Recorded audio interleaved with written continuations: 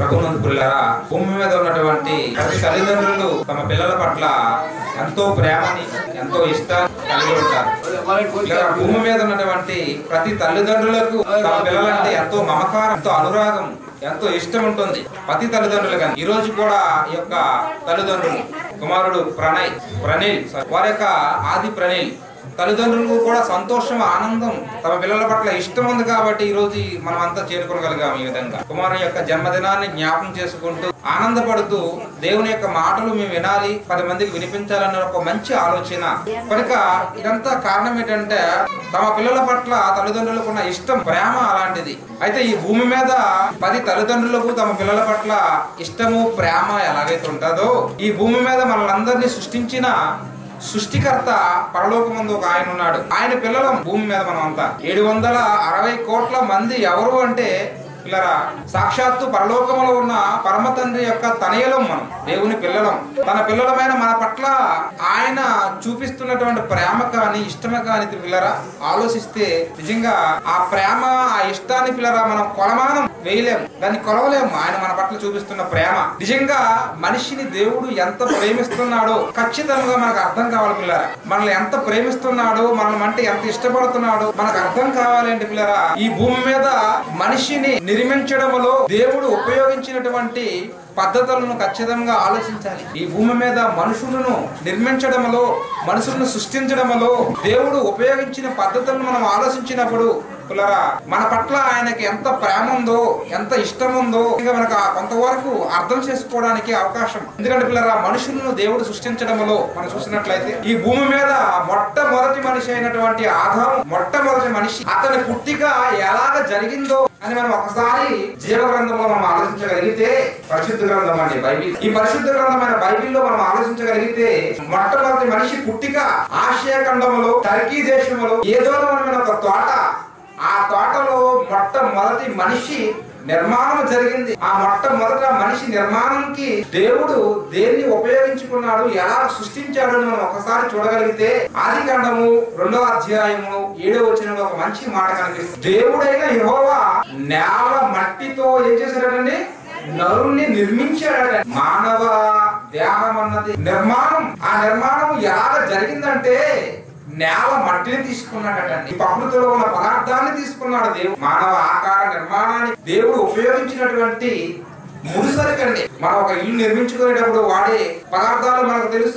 Concrete ను వాడతాము, ఇనుమును వాడతాము, సిమెంట్ వాడతాము, రకరకాల మిళితమైన పదార్థాలతో మన ఇంటిని నిర్మించుకుంటాం. అలాగే దేవుడు మానవ దేహం అనే ఈ నిర్మాణాన్ని చేయడానికి ఏం ఉపయోగించుకున్నాడట, నేల మట్టిని ఉపయోగించుకున్నాడు, గాలిని ఉపయోగించుకున్నాడు, నీరుని ఉపయోగించుకున్నాడు. ఈ పంచభూతాలు అంటామే మనం ఈ ప్రకృతిలో ఉన్నవి. ఈ ప్రకృతిలో ఉన్న ఈ పంచభూతాలతో మానవ ఆకారం అన్నది నిర్మాణం జరిగింది. అలా నిర్మాణం జరిగిన మొదటి మనిషి పిల్లరా ప్రాణం లేనివాడుగా, జీవం లేనివాడుగా, నిర్జీవముగా ఒక మట్టి బొమ్మగా భూమి మీద పరున్నాడండి మొదటి మనిషి నిర్మాణం. ఆ మనిషిలో పిల్లరా చలనం లేదు, మాట లేదు, చూపు కూడా లేదు, ఎవరు మాట్లాడినా వినే శక్తి లేదు. అలా నిర్జీవంగా పడినప్పుడు దేవుడు ఏం చేశాడు తెలుసా, పరమ తండ్రి దేవుడు అనగానే పిల్లరా ఆయన మనలాంటి ఈ మట్టి దేహాన్ని కలిగిన వాడు కాదండి, మనకున్న ఈ రక్తము మాంసము కలిగిన వాడు కాదండి. ఆయన ఆత్మ, ఆ ఆత్మకున్న రూపం గురించి మాట్లాడుతూ ఉన్నాడు ఒక భక్తుడు. ఆకాశ మహా ఆకాశములో పట్టజాలవు, చాలా పెద్ద ఆకారం ఆత్మది.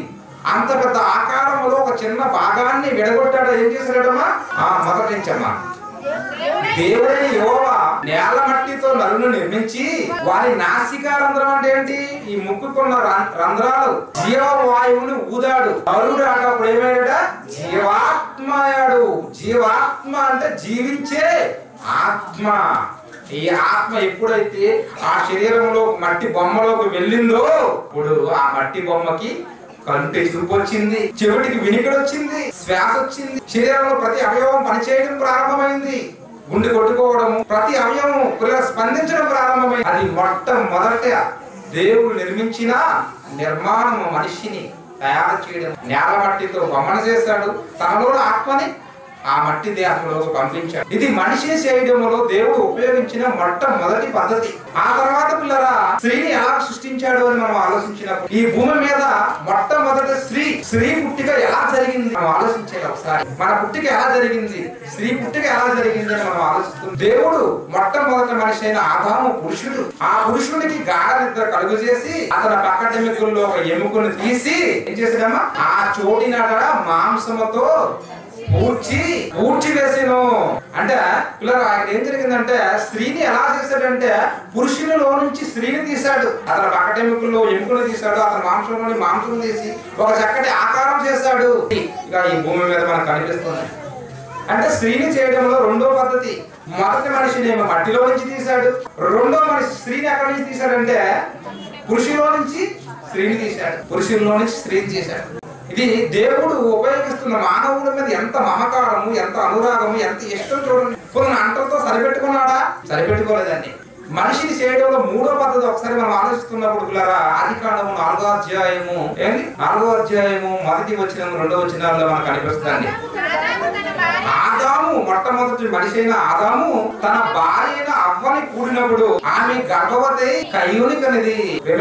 ఆలోచించండి ఏంటి ఇప్పుడు జరుగుతున్నటువంటి మనిషిని దేవుడు నిర్మించడంలో దేవుడు ఉపయోగిస్తున్న మూడో పద్ధతి మనం చూస్తున్నప్పుడు పిల్లరా స్త్రీ పురుషుల కలయిక వలన ఏం చేస్తున్నాడంటే ఒక మనిషిని మరలా బయటికి తీసుకొస్తున్నాడు. అంటే దేవుడు చూడండి మనిషిని నిర్మించడంలో మనిషి పట్ల ఉన్న ఆసక్తి మనం చూస్తున్నప్పుడు ఇన్ని విధాలుగా మనిషిని చేస్తున్నాడా ఏంటి, ఎంత దృష్టి ఎందుకు పెడుతున్నాడు మనిషి మీద అని ఆలోచిస్తున్నావు. అలా మనం ముందుకు వెళ్ళినప్పుడు పిల్లరా చివరికి ఏంటి 4వ పద్ధతి మనిషిని చేయడంలో 4వ పద్ధతిని ఒకసారి ఆలోచిస్తే పూర్తిగా పిల్లలు పుట్టడానికి ఎలాంటి అవకాశం కూడా లేని వృద్ధ దంపతుల నుంచి కూడా దేవుడు సంతానం ఇస్తున్నాడు. అబ్రహాము సారా అన్నటువంటి దంపతులు ఉన్నారండి, వాళ్ళకు చాలా వృద్ధులైపోయారండి.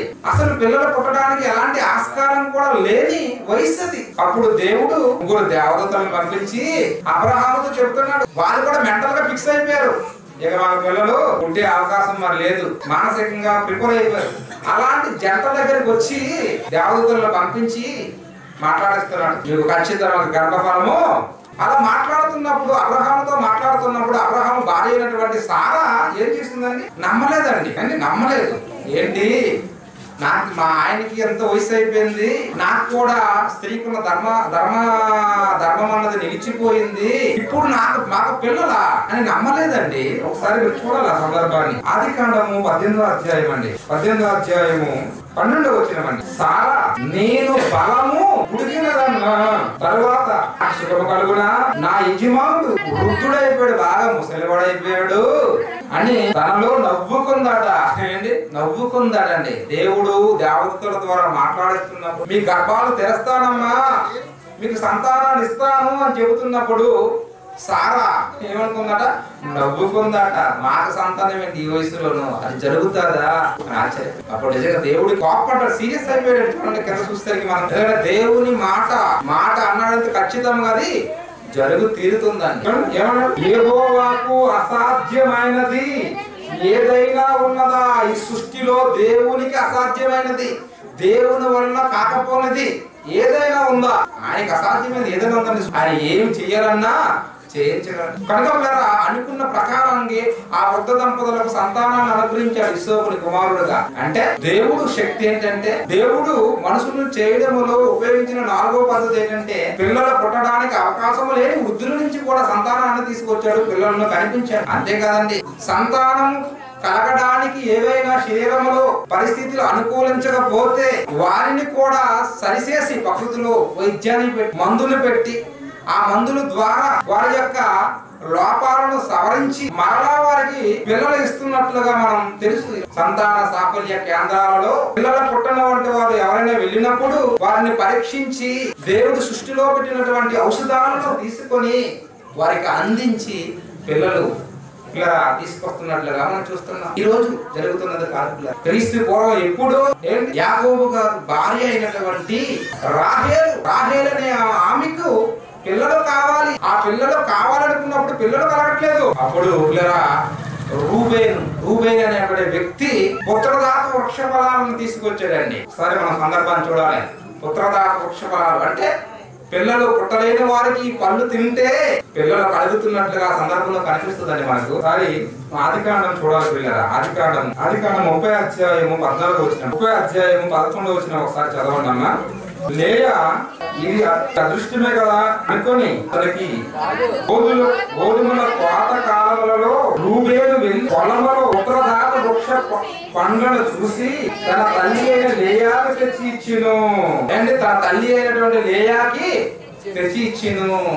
ఉత్తరదాత వృక్ష పొలంలో తీసుకొస్తే రూబేలు వెళ్ళి పొలంలోకి పోయి ఉత్తరదాత వృక్ష పొలంలో తీసుకొస్తే పిల్లరా దాన్ని రాహేలు పొంది ఆ తర్వాత గర్భవతి పిల్లరా పిల్లలను కన్నట్లుగా కనిపిస్తుంది. అంటే దేవుడు చూడండి పిల్లరా మనిషిని నిర్మించడంలో అండ్ ఉపయోగిస్తున్నటువంటి 5వ పద్ధతి అండి. మానవ శరీరంలో ఎక్కడైనా ఏదైనా వాంటింగ్ జరిగి పిల్లలు సంతానోత్పత్తి ఆగిపోయినా దాన్ని మరలా ఔషధాలతో దాన్ని సెట్ చేసి మరలా పిల్లల్ని ఇస్తున్నాడు. అంటే దేవుడికి పిల్లల పట్ల ఉన్న మమకారం ఏంటండి? చివరికి మనం చూసినట్లయితే గ్రంథంలో 7వ అధ్యాయము 14వ వచనంలో ఉన్న మాటను కూడా చూస్తే మనిషిని చేయడంలో దేవుడు ఉపయోగిస్తున్న 6వ పద్ధతి అక్కడ కనిపిస్తుందండి. యెషయా గ్రంథము 7వ అధ్యాయము 14వ వచనం చదవండమ్మా.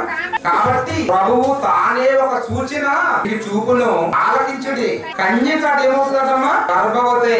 ఎక్కడైనా విన్నారమ్మా? కన్యక గర్భవతి ఏం కంటదట? కుమారుని కంటదట. అంటే ఆవిడ జరిగిపోయింది ఈ ప్రవచనం.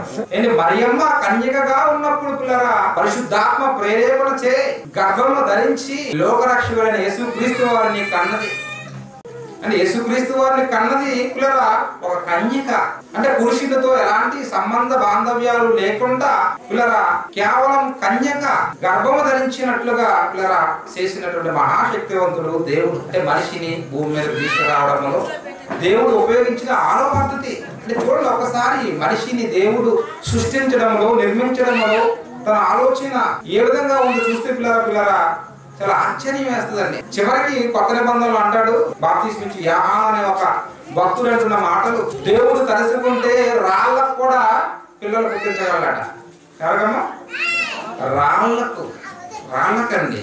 ఆయన శక్తి అలాంటిది. ఆయనకు అసాధ్యమైనది ఏముందండి? సృష్టి ఏది లేదండి. దేవుడికి పిల్లలంటే ఎంత పిచ్చండి, ఎంత ప్రేమ అండి ఆయన. జగత్తు పునాది వేయబడకపోవడం ముందండి భూమి మీద కోట్ల పిల్లలు కావాలి అన్న సంకల్పం జరిగిందండి. ఆ సంకల్పంలో భాగంగానే పిల్లరా అండి ఆత్మగా ఉన్నటువంటి ఆయనలో ఉన్న మనము మొట్టమొదటి మనిషి అయినటువంటి ఎవరిలోకి వచ్చామండి? ఆదాములోకి వచ్చాము. అంతేకాదు భూమి మీద మనం రాకపోవడం ముందు ఎక్కడ ఉన్నామమ్మా? ఆత్మగా దేవునిలో ఉన్నాం. మన చరిత్ర చూడండి. చాలా మంది తమ జీవితము తమ చరిత్ర ఈ భూమి మీద ఈ 60-70 ఏళ్ళ ఈ కాలము ఈ చరిత్ర అనుకుంటారండి. కాదండి. ఎప్పుడండి? పరలోకములో దేవునిలో ఉన్నాం. ఆత్మగా ఉన్న ఆయనలో నుంచి మొట్టమొదటి మనిషి అయిన ఆదాములోకి వచ్చాము. ఆదాములో నుంచి పిల్లరా అనేక తండ్రుల గర్భాలు దాటుకుంటూ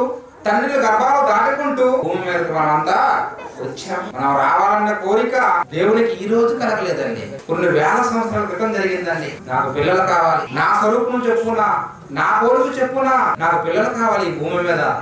ఆయన కోరిక ఈనాటిది కాదండి, ఏనాడో జరిగింది. ఆ కోరికలో భాగంగానే ఈరోజు ప్రతి మనిషి ఈ భూమి మీదకి రాక జరుగుతుందండి.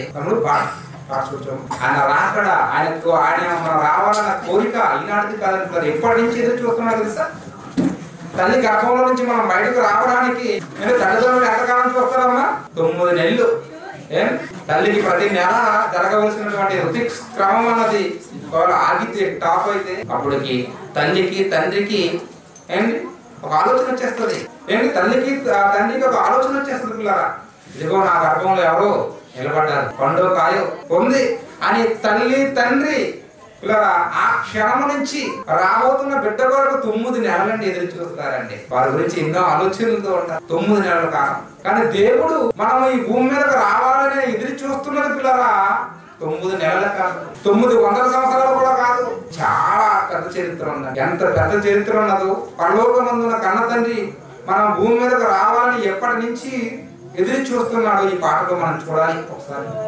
డాడీ నేను మీకు ఎప్పుడు పుట్టాను డాడీ? పెళ్ళైన 18 సంవత్సరాల తర్వాత పుట్టావమ్మా. మరి అంతవరకు నేను ఎక్కడున్నాను? చెప్తానమ్మా, చెప్తాను.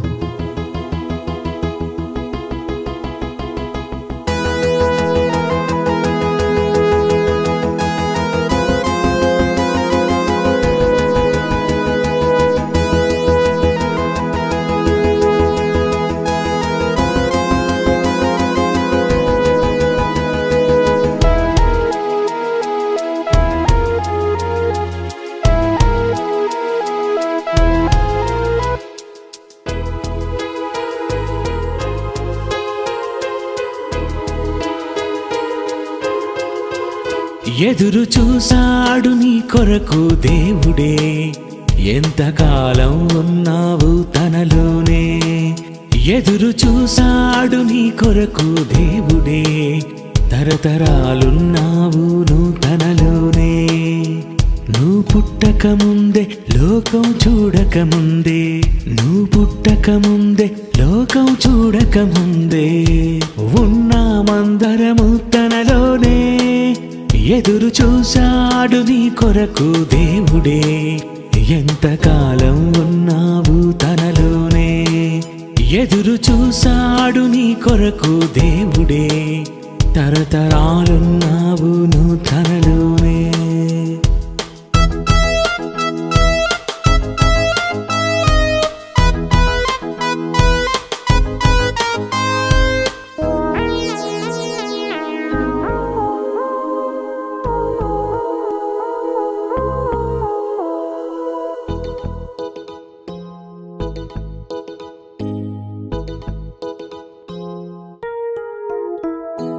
పురుషునిలోకే మొదటొచ్చావు, తల్లిలోని నెలలే ఉంటావు.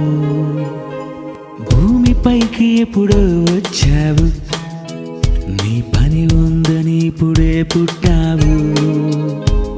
ఆదామును దాటి నోవాహును దాటి ఎందరినో దాటి నీవిప్పుడొచ్చావు.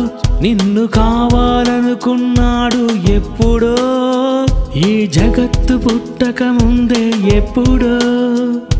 పని ఉందని దేహాన్ని ఇస్తున్నాడు, పనైపోతే రూపం చెరిపేస్తున్నాడు. దేవునికే పుట్టావు తెలుసుకో, ఎవరెవరి నుండి వచ్చావో చూసుకో. ఎదురు చూసాడు నీ కొరకు దేవుడే, తరతరాలున్నావు నువ్వు తనలోనే.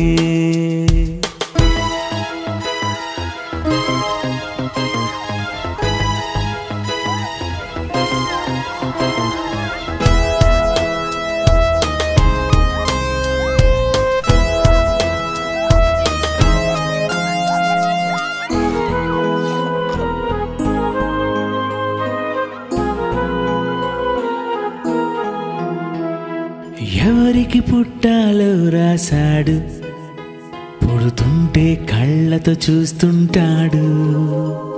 స్త్రీగా పుట్టాలని రాశాడు, పురుషుని రూపం నీకని రాశాడు. దావీదెషైకి సొలొమోను దావీదుకి ఎవరికి పుట్టాలో అని రాసేశాడు. నీవు పుట్టినది దేవునిలో ఎప్పుడో, నీ రూపం చెక్కినది అది ఎప్పుడో. పని ఉంటే దేహాన్ని ఇస్తున్నాడు, పని లేదని పసిబిడ్డకు సెలవిస్తున్నాడు. దేవుని పని చెయ్యాలి ఇక్కడే, మరణిస్తే విశ్రాంతి నీకప్పుడే. ఎదురు చూసాడు నీ కొరకు దేవుడే, ఎంతకాలం ఉన్నావు తనలోనే. ఎదురు చూసాడు నీ కొరకు దేవుడే, తరతరాలున్నావు నువ్వు తనలోనే.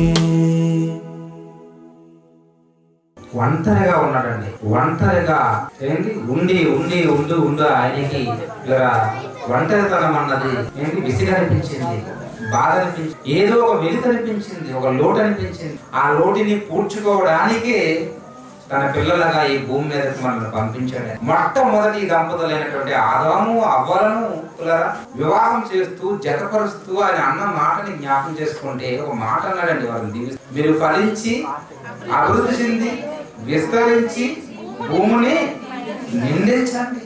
భూమిని ఏం చేయాలా? నిండించండి, భూమిని నింపియాలి తన పిల్లలతో అన్నది ఆయన ఆశ, ఆయన ఆలోచన. అంటే పిల్లల పట్ల ఆయనకున్న ప్రేమను చూస్తే నిజంగా మన పిల్లల మీద మనకున్న ప్రేమ ఏమైనా సరిపోద్దండి? సరిపోదు. అప్పుడప్పుడు నాకు ఇదే ఆలోచన కలుగుతుంటది. ఓకే, మన పిల్లల్ని బాగా ప్రేమిస్తున్నాం, ఇష్టపడుతున్నాం. మన పిల్లల పట్ల మనకున్న ప్రేమ కంటే ఇష్టం కంటే ఎన్నో రెట్లు, వందల రెట్లు గొప్పదండి ఆయన మన పట్ల పెంచుకున్న ప్రేమ. అంత గొప్పదండి. పిల్లరా ఇంతగా మనుషులు కావాలని పరితపించిన తండ్రి చివరికి పిల్లరా కొత్త నిబంధనకు వచ్చేసరికి మనుషుల పుట్టుకను ఉద్దేశించి ఏంటి ఆడుతున్న మాటలు మనం కొన్ని జ్ఞాపం చేసుకుంటే పిల్లరా లోకా సువార్త ఎందుకు ఈయన ఇలా మాట్లాడుతున్నాడు అనిపిస్తుంది పిల్లరా. లోకా సువార్త 23వ అధ్యాయము 29వ వచనం చూస్తే యేసుక్రీస్తు వారు సిలువను మోసుకుంటూ గొల్గొతా కొండకు వెళ్తున్నాడు. ఆయన చూసి ఎంతో మంది అమ్మలక్కలు ఏం చేస్తున్నారంటే ఏడుపులు. దైవ కుమారుడా ఏంటి మీ పరిస్థితి? బాధపడుతున్న టైంలో యేసుక్రీస్తు వారి నోట నుంచి పలికిన ఒక మాట మనం వినాలి. ఏమంటారమ్మా? ఇదిగో పట్రాలను కనిని కాదు పిల్లరా, కనాని గర్భము పాలియని స్థాన్యములు ధన్యమైనవి అంటాడండి. కనని గర్భము పాలియని స్థాన్యములు ధన్యమైనవి అంటానే. ఇంతవరకు పిల్లలు కావాలని కోరుకున్న ఆయనేనా ఈ మాటలు అంటుంది? కన్నవారు ధన్యులు అనడం లేదు. కనని గర్భము ఎవరైతే పిల్లల కనరో వారి గర్భమే ధన్యం అంటారు. మీరేమో నాకు పిల్లలు లేరు దేవుడు మమ్మల్ని శపించాడు అనుకుంటున్నారేమో. పిల్లలు లేని వారికి చెబుతున్నారు పిల్లరా, దేవుడు పిల్లలు లేకుండా మిమ్మల్ని ఉంచాడంటే దేవునికంటూ ఒక పిల్లల ఆలోచన ఉందండి పిల్లరా. ఏంటి పిల్లలు కనని వారిని గురించి మాట్లాడుతూ వారు ధన్యులు అంటున్నాడు దేవుడు. ఆలోచించండి. మరొక దగ్గర యేసుక్రీస్తు వారు తన శిష్యుడైనటువంటి ఇస్కరియోతు యోధాను చూసి అన్న మాటల ఏమన్నాడమ్మా? ఈ మనుష్యుడు పుట్టకుండా మేలు. మనమేమనుకుంటాము? ఒక వ్యక్తి భూమి మీద పుడితే మేలు అని మనం అనుకుంటాం. ఆయన ఏమంటాడు? మామూలు వ్యక్తి కాదండి మాట్లాడుతుంది.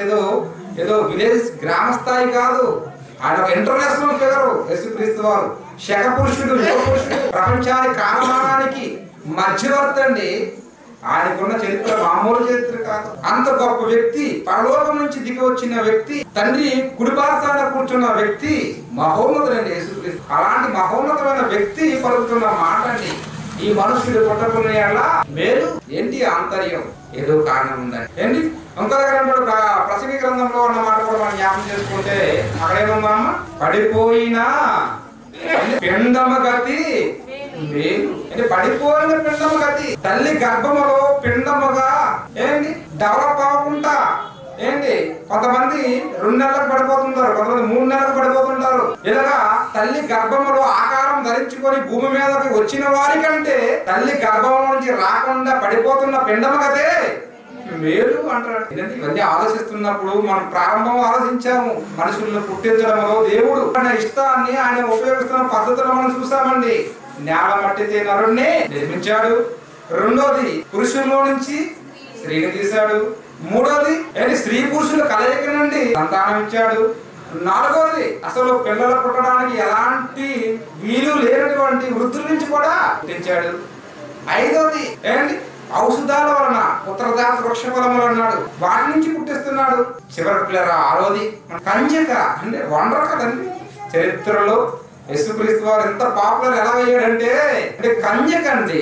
కన్యక వలన పరిశుద్ధాత్మ ప్రేరేపణ వల్ల కన్యక అది ఒక సూచక్రియ, ప్రపంచానికి అది ఒక వండర్ అండి. ఒక కన్యక గర్భం ధరించి ఆయన ద్వారా తీసుకొచ్చాడండి. చివరికి పిల్లరా దేవుడు ఇన్ని విధాలుగా సృష్టించిన తర్వాత కూడా అంటున్న మాటలండి, కారణ గర్భము పాలియనే స్థాన్యములు ధన్యమైనవి. ఎందుకు ఇలా మాట్లాడుతున్నాడు? ఎందుకు ఎలాంటి నిర్ణయానికి వచ్చేస్తున్నాడు దేవుడు? మనం ఆలోచిస్తున్నప్పుడు మనిషి ఎందుకైతే పుట్టాడు, దేని కొరకైతే బ్రతకాలో దాని కొరకు బ్రతకక దేవుని ఇష్టాన్ని నెరవేర్చక దేవునికి ఈ రోజు విరుద్ధంగా సమాజంలో చేస్తున్న కార్యక్రమాలు దీనికి మూలమండి.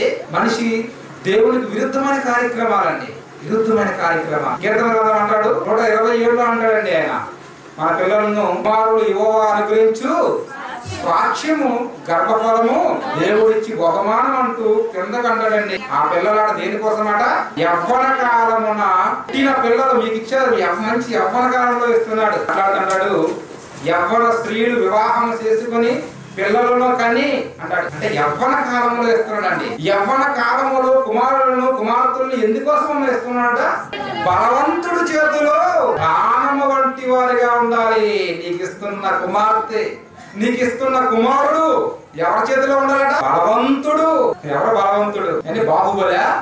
బాహుబలా అంటే అవన్నీ అట్టబిట్టింగ్ అండి. అవన్నీ ఎత్తుతున్న కొండ బరువులు అవన్నీ రియల్ అనుకోవద్దండి. అవన్నీ ఏం లేదు, అవి అట్టబిట్టింగ్, అవి రియల్ కాదు. మనిషి బలమేటండి చాలా తక్కువ. అసలు మనిషి బలమేటో తెలుసా? మనిషి ఒక పశువు దగ్గర కూడా పనికిరా నిలబడలేడు, తన బలం సరిపోదండి. ఒక ఆవుని కానీ ఒక ఎద్దుని కానీ మీరు ఒకసారి దాన్ని లాగండి, గట్టిగా పట్టుకొని నిన్ను లాక్కుంటూ వెళ్ళిపోద్దండి.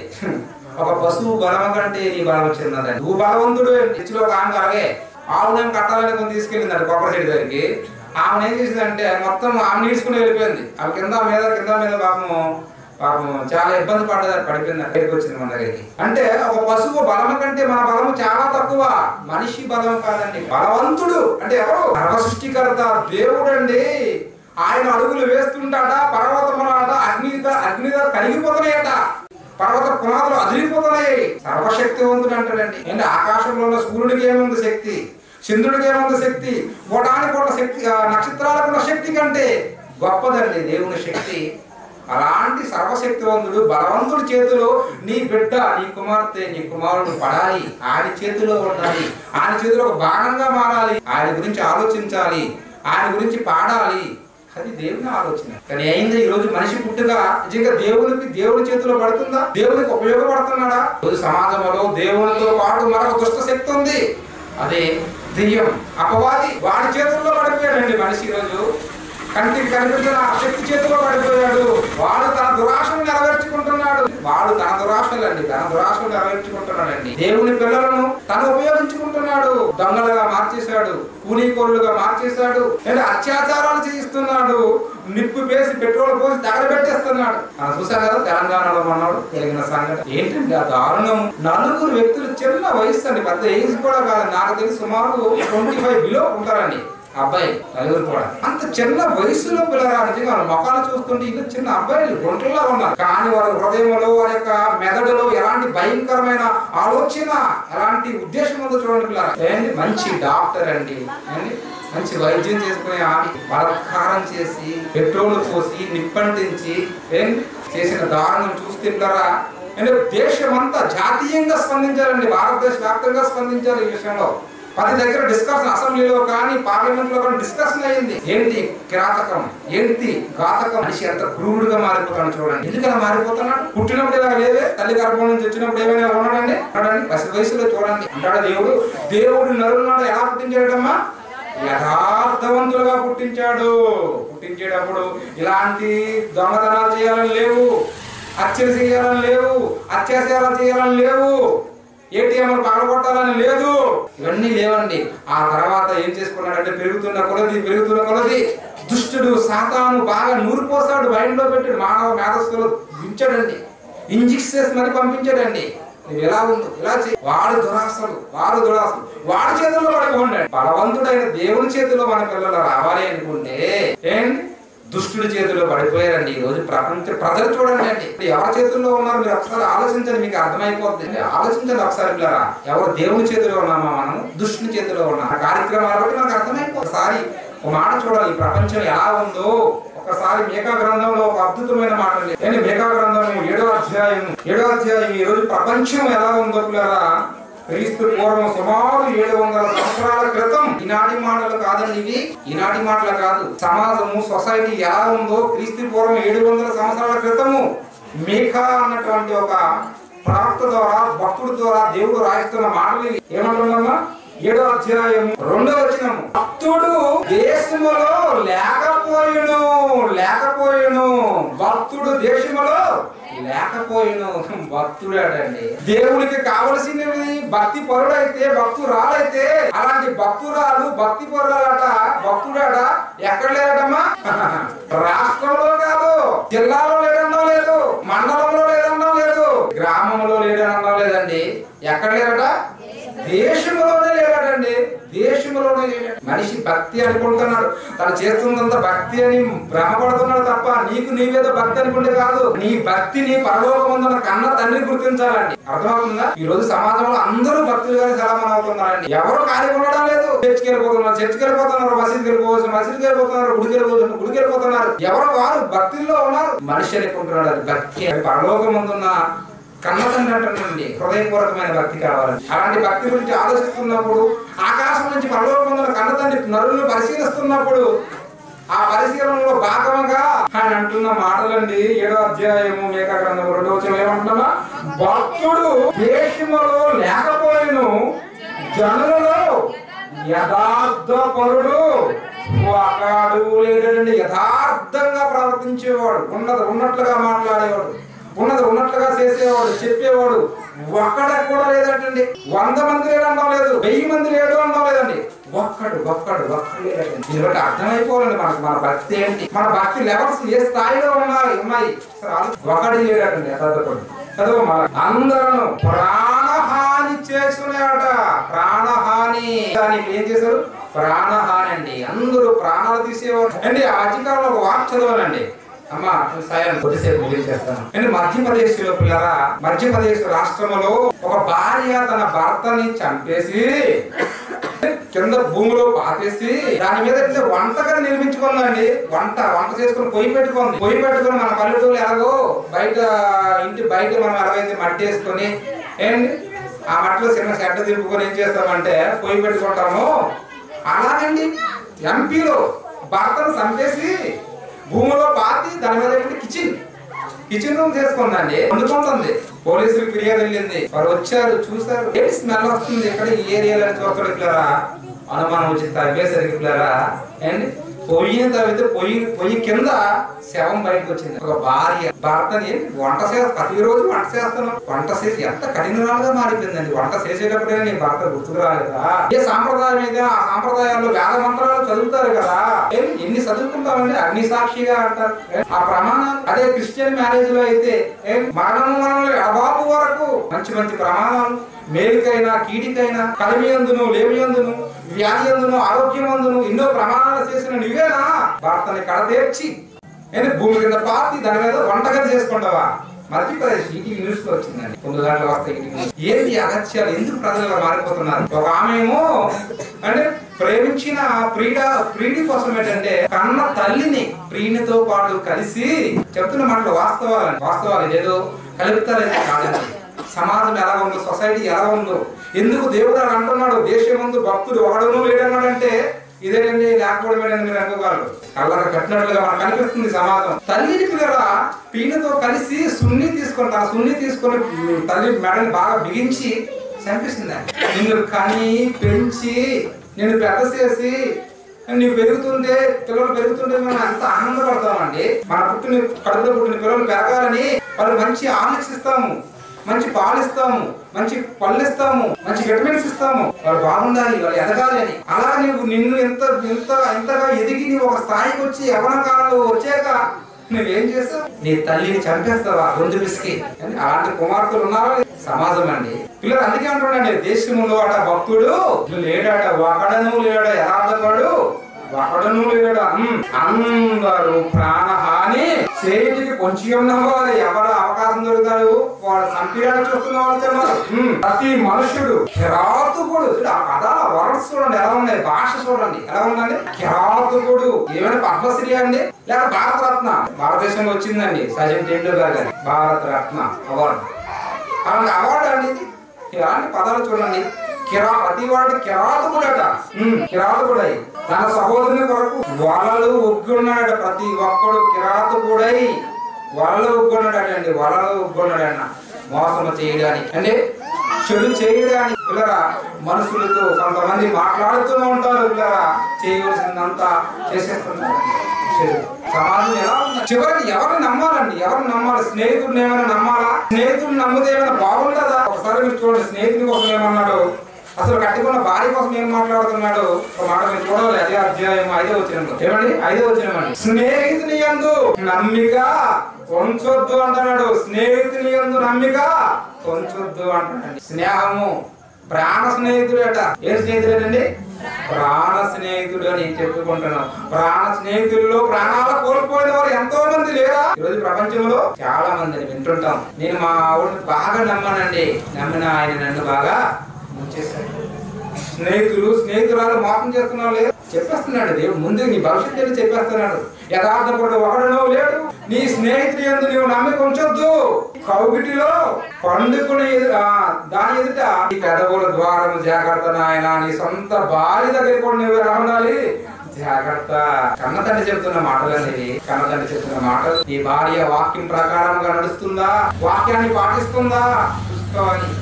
భార్య దగ్గర కూడా జాగ్రత్త. కనుక దేవుడు దేవుడి సంకల్పం మనుషులు ఎందుకు పుట్టిస్తున్నాడు భూమి మీద అంటే వాళ్ళు భగవంతుడి చేతిలో ఉండాలని, వాళ్ళు భక్తుడిగా ఉండాలని, భక్తి పరురాలుగా ఉండాలని ఆయన ఆశ, ఆయన ఆలోచన అండి. అందుకే పుట్టిస్తున్నాడు భూమి మీద భక్తి పరుడుగా ఉండాలని. ఎవరైతే భక్తిని కొనసాగిస్తారో ఆ భక్తి పరుల కొరకు పిల్లరా దేవుడు ఒక అందమైనటువంటి లోకాన్ని ఉంచాడు. అదే పరలోకం. కంటికి కనిపిస్తున్న ఈ లోకం ఎలాగైతే ఉందో, ఈ కంటికి కనిపిస్తున్న ఈ లోకంలో సింహాసనాలు ఉన్నాయి. మన బాగా తెలుసు ప్రపంచంలో ఎన్నో దేశాలు, ఆ దేశానికి ఒక్కొక్క దేశానికి ఒక్కొక్క రాజ్యాధినేత, ఆ రాజ్యాధినేతకి ఒక్కొక్కరికి ఒక్కొక్క సింహాసనం ఎలాగైతే ఉన్నాయో కళ్ళకు కనిపించినటువంటి పరలోకం ఒకటి ఉంది. ఆ పరలోకంలో కూడా దేవుడు పిల్లరా మన కొరకు సింహాసనాలను సిద్ధపరిచాడు. పుట్టుక వెనకాల దేవుని యొక్క ప్రణాళిక ఏంటో తెలుసా? పరలోక సింహాసనాన్ని అధిరోహించాలని. కానీ మనిషి ఆలోచన ఏమైపోయిందంటే భూమి మీద ఉన్నటువంటి సింహాసనాల కొరకు, భూమి మీద ఉన్నటువంటి వాటి కొరకు ఈ రోజు మనిషి యొక్క ఆరాటం కొనసాగుతుందండి. భూలోకంలో పిల్లలు రాజులు పుట్టారండి ఎంతో మంది. అందులో దావీదు అన్నటువంటి ఒక రాజు కనిపిస్తాడు. అతని గర్భాన్ని పుట్టినటువంటి సొలొమోను అన్నటువంటి ఒక మహారాజు, ఆయన తన సింహాసనము తన యొక్క వైభవాన్ని ఎలాగా చూపించుకున్నాడు ఒకసారి మనము చూస్తే, భూలోక సింహాసనం గురించి మనం మాట్లాడుతున్నాం కదా, ఒకసారి మనం చూద్దాం పిల్లరా. ఏంటి రాజుల గ్రంథం పిల్లరా 10వ అధ్యాయము 18వ వచనం పిల్లరా. మొదటి రాజుల గ్రంథము 10వ అధ్యాయము 18వ వచనం పిల్లరా. రాజుల మొదటి గ్రంథం 10వ అధ్యాయము. మరియు రాజు తన సొలొమోను అన్న రాజు తన సింహాసనాన్ని ఎలా అలంకరించాడో ఇక్కడ చెప్తున్నాడు. రాజు దంతం అనే ఒక పదార్థం ఉంటదండి. ఆ దంతము చేత పెద్ద సింహాసనం వేయించాడట. సువర్ణం అంటే బంగారముతో దాన్ని అణువణువున చేశాడట. ఈ సింహాసనమునకు ఎన్ని మెట్లు ఉన్నాయటమ్మా? 6 మెట్లున్నాయట. సింహాసనం మీద బాగపు వెనుకతట్టు గుండ్రంగా ఉండాలండి సింహాసనం. సొలొమోను గారి సింహాసనం. రాజు 40 సంవత్సరాలు ఇశ్రాయేలు రాజ్యాన్ని పరిపాలించిన రాజు తన సింహాసనం చూడండి దంతముతో చేయించాడట. దానికి బంగారం పొదిగించాడట. 6 మెట్లు పెట్టాడట. వెనకాలట రౌండ్ ఉందట. వెనకాల ఉన్న భాగం ఆ సింహాసనానికి ఇరు పార్శ్వములు అంటే 2 వైపుల సింహాసనానికి ఓసలుండును. ఓతల దగ్గర 2 సింహములు నిలిచి ఉండును. ఇరు పక్కల 6 మెట్లుండును. 12 సింహములు నిలిచిండును. అటువంటిది ఏ రాజ్యం ఉందనను తెలియబడలేదండి. అప్పటికున్న ప్రపంచ రాజ్యాలలో ఇతనుకున్న సింహాసనం అట ఏ రాజ్యంలో కూడా లేదటండి. అంత ఉన్నతంగా ఆయన తన సింహాసనాన్ని తయారు చేసుకున్నాడండి. చాలా బాగా అలంకరించుకున్నాడు. ప్రపంచంలో పేడిగాంచిన సింహాసనాల్లో సొలొమోను గారిది ఒకటైతే, ఆ తర్వాత పిల్లరా మన దేశంలో ఒక సింహాసనం బాగా పేడుగాంచింది. ఏదండి? షాజహాన్ కాలంలో ఉన్న సింహాసనం ఏదో. అంతకుముందు మన నెమల సింహాసనం ఉండేది భారతదేశంలో, ఇండియాలో. నెమల సింహాసనం అనగానే చాలా దాని బ్రిటిష్ వారు తండ్రి వెళ్ళిపోయారండి. గొప్పగా ఉండేది నెమలి ఆకారంలో ఆ సింహాసనం ఉండేది. ప్రపంచంలో రాజులు చక్రవర్తులు ఎవరికి స్థాయిలో వారు సింహాసనాలను నిర్మించుకుంటుంటే, భూలోకంలోనే మనిషి ఎంత అందంగా అలంకరించుకొని పరిపాలన కొనసాగిస్తుంటే, దేవుడు తన పిల్లలమైన మనకు ఇవ్వబోతున్న సింహాసనం పరలోక సింహాసనం ఇంకెంత గొప్పగా ఉండాలి, ఎంత గొప్పగా ఉండాలి. అసలు ఆ సింహాసనం ఎలా ఉంటుందో పిల్లరా యోహాను గారు ప్రకటన గ్రంథంలో పిల్లరా కొన్ని మాటలు తెలియపరుస్తున్నాడండి. పరలోక సింహాసనం చూడాలమ్మా. ఏమమ్మా? ఎన్నో అధ్యాయము? 4వ అధ్యాయం. ఒకసారి మీరు చూడండి అమ్మా. 4వ అధ్యాయము ప్రకటన గ్రంథము 2వ వచనం నుంచి. అంతనే ఆత్మ ఋషులుగా అయిపోయాడట. అదిగో పరలోకమందు ఒక సింహాసనం, పరలోకమందు ఒక సింహాసనం వేయబడి సింహాసనం ముందు ఒకడు ఆసీనుడై ఉండును. అంటే సింహాసనంలో ఒకరు అంటే ఆసీనుడై ఉన్నారు. ఆసీనుడైన వాడు దృష్టికి సూర్యకాంత పద్మరాగమున పోలినవాడు, మకరతమున వలె ప్రకాశించు ఇంద్రధనస్సు సింహాసనం ఆవరించి ఉండును. ఆయన సింహాసనంలో కూర్చున్న ఆయన ఎలా ఉన్నాడమ్మా? ప్రకాశిస్తున్నాడండి. వెలుగండి, వెలుగు, మహాప్రకాశం. ఆ ప్రకాశిస్తున్నట్టు ఆ సింహాసనము వెనుకాల భాగం ఏముందటమ్మా? అమ్మ వెనుకాల భాగం సింహాసనం, పరలోకపు సింహాసనం వెనుక భాగం ఏముందట? ఇంద్ర ధనస్సు. మనం చూస్తుంటాం ఎక్కడో ఆకాశంలో ఇంద్రధనస్సు చూడగా మనము భలే భలే భలే భలే అంటుంటాం, దూరంగా కనిపిస్తుంది. కానీ పరలోక సింహాసనం గురించి మాట్లాడుతూ పరలోక సింహాసనం వెనుక భాగం ఏంటంటే ఇంద్రధనస్సు.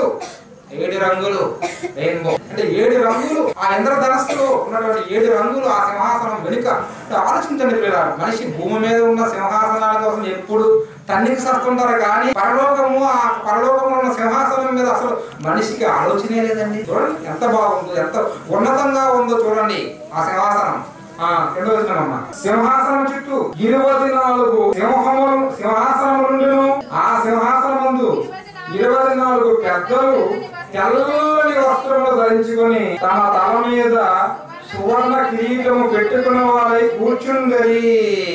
అర్థమైంది పిల్లరా? ఆ సింహాసనం ఏదైతే ఉందో ఏంటి పరలోకపు పిల్లల సంబంధు దేవుడు కూర్చున్న సింహాసనానికి ముందు 24 సింహాసనాలు ఉన్నాయి. 24 సింహాసనాలు 24 మంది పెద్దలు తెల్లటి వస్త్రములను ధరించుకొని తమ తల మీద సువర్ణ కిరీటం అండి. మిస్ ఇండియా ఏమిస్తారండి కిరీటం, స్వరాలకు ఏమిస్తారు కిరీటం. ఆయన తల మీద అసలు సిసలైనటువంటి స్వచ్ఛమైన సువర్ణ కిరీటము. ఇదండి పరలోక సింహాసనం గొప్పతనం. దేవుడు సిద్ధపరిచిన లోకం అంత ఉన్నతమైనదండి. ఆ ఉన్నతమైన లోకములో ఎవరికి అవకాశం ఇస్తున్నట్టు తెలుసా? భూమి మీద తల్లి గర్భం నుంచి భూమి మీదకి వచ్చి ఈ లోకములో ఎవరైతే బలవంతుల చేతిలో దేవుని చేతిలో దేవుని కార్యక్రమాలలో ఉంటారు. భక్తుడుగా దేశములో భక్తుడుగా ఉండాలండి. భక్తిహీనుడుగా కాదు, భక్తుడిగా ఉండాలి. ఎవరైతే భక్తుడుగా తన జీవితాన్ని కొనసాగిస్తాడో వారికి ఇవ్వాలని దేవుడు నిర్ణయించాడు. కానీ ఈ లోకంలో పిల్లలు ఆలోచించి భక్తి పరుడు ఎవరున్నారు? అంటే పాపము లేనివాడు, మలినము లేనివాడు, యథార్థవంతుడు ఎవరున్నారండి ఈ లోకములో? క్రీస్తు తప్ప ఎవరు లేరండి. మాట ఉండదండి. అందరూ పాపము చేశాడ దేవుడు అనుగ్రహించు మహిమను పొందలేకపోయి ఉంటున్నారు. ఎవరు? అందరూ పాపం చేసి ఒకడు చేశాడు మరొకడు చేయలేదు అనడానికి లేదండి. అందరూ పాపము చేసి దేవుడు అనుగ్రహించిన మహిమ ఏది? పరలోకము, అందులో సింహాసనం ఏమైంది? పొందలేకపోయిన వారుగా ఉన్నారు. అలా పొందలేక పిల్లలు నరకానికి జారిపోతున్నారండి. నరకానికి జారిపోతున్నాడు. భక్తిహీనుడిగా తన జీవితాన్ని కొనసాగించి కఠినమైనటువంటి శిక్షకు వెళ్ళిపోతున్న భూమి కింద ఉన్న పాతాళంలో. అలాంటి పరిస్థితుల్లో మధ్య మనిషి నలిగిపోతున్న వేళ మనిషిలో ఉన్న పాపాన్ని కడగడానికి, మనిషిని పవిత్రుడుగా చేయడానికి ఒక పావన వచ్చాడండి పరలోకం. అతనే ఎవరు? కన్య మరియమ్మ గర్భం గుండా ఈ లోకానికి వచ్చాడండి. కన్య మరియమ్మ గర్భం గుండా ఈ లోకానికి వచ్చి పిల్లరా నిజంగా ఆయన మన కొరకు చెప్పిన మాటలు, ఆయన చేసిన కార్యక్రమాలు చూస్తే పిల్లరా నిజంగా ఆయన చూపించిన ప్రేమ ఇంకెవరు చూపించుంటారండి. ఎవరు చూపించుంటారండి. ఆయన అంటాడు పిల్లరా, నీతిమంతుల కొరకు ఒకటి చనిపోవుట అరుదు అంటాడు పౌలు గారు పత్రికలో. కానీ యేసుక్రీస్తు వారు భక్తిహీనులుగా ఉన్న మన కొరకు ఆయన ఏమైపోయాడు?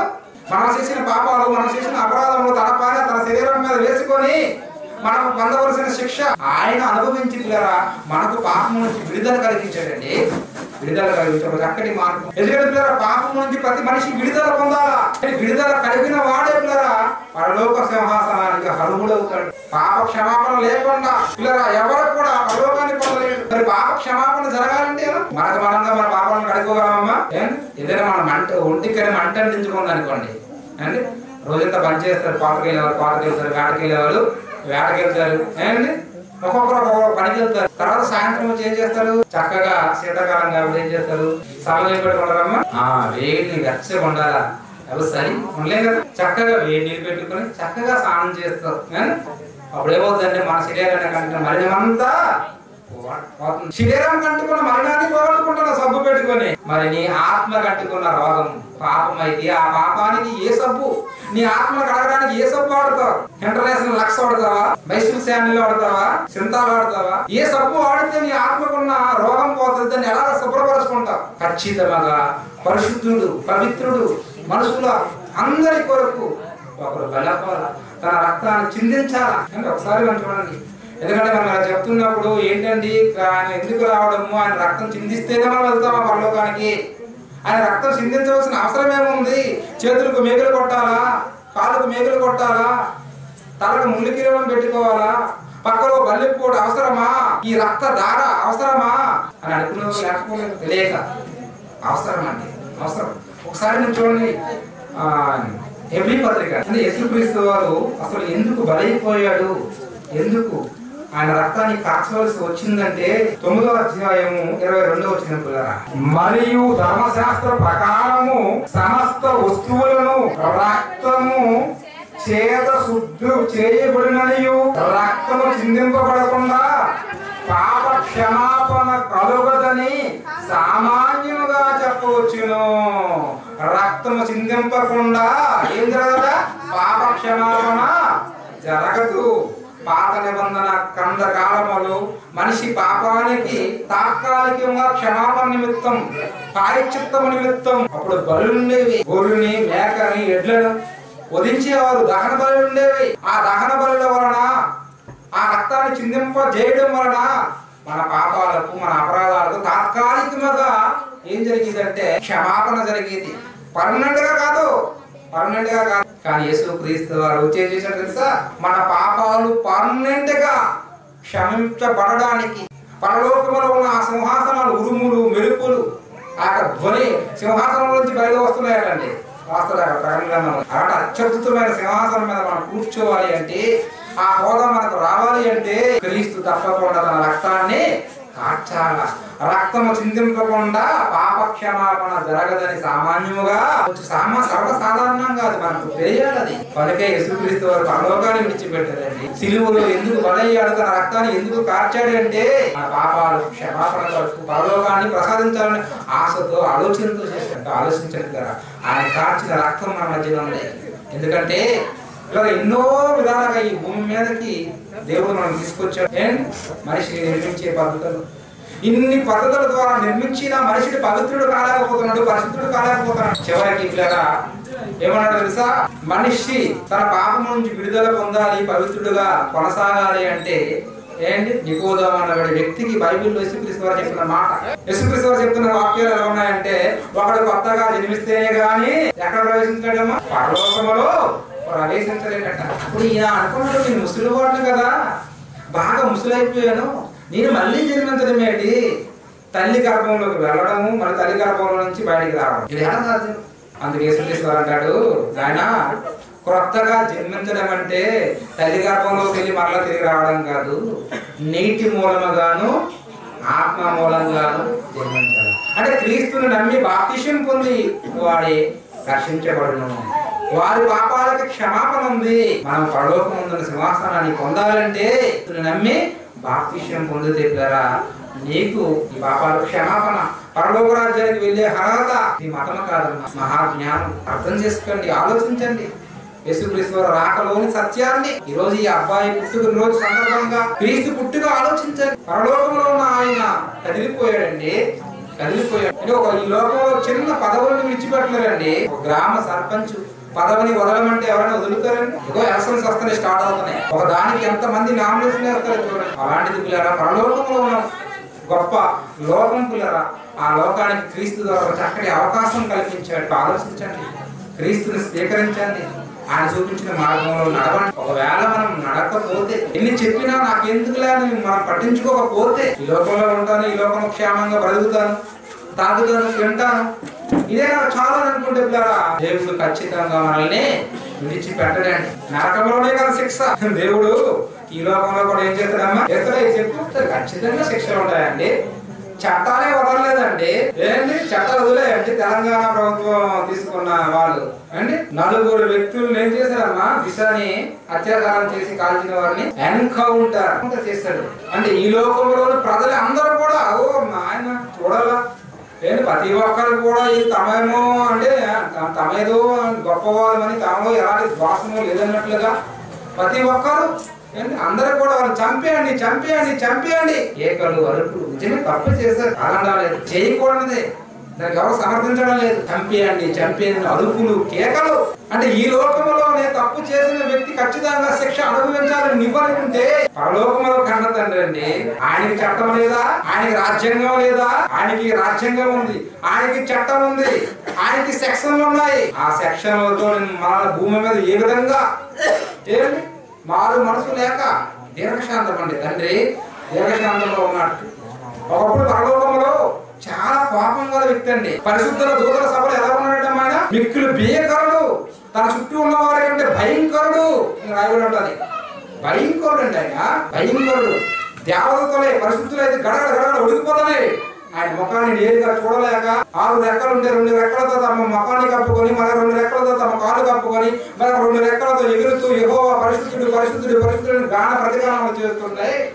పరలోకంలో ఉన్న కన్న తండ్రి వారి మధ్యన ఎలా ఉన్నాడు? పరిశుద్ధుల దూతల సభలో మిక్కిలి భయంకర, వెరీ సీరియస్ అర్థం. అలాంటి కన్న తండ్రి మదిలో ఎప్పుడైతే మనం కావాలని కోరిక కలిగిందో, ఆశలు కలిగాయో, సాఫ్ట్ అయి ప్రేమమడిగా మారిపోయాడండి. దీర్ఘశాంతం అన్నట్టు కొత్త నిబంధనలు వచ్చారు. చాలా వెయిట్ చేస్తున్నాడు, టైం ఇచ్చేస్తున్నాడు.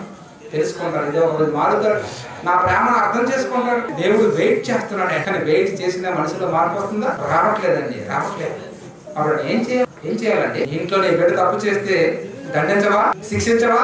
అదే ఆయన చేస్తుంది. ఆయన చేస్తుంది మనకంటే కొంచెం ఒక మెట్టు ఎక్కువగా ఉంటది.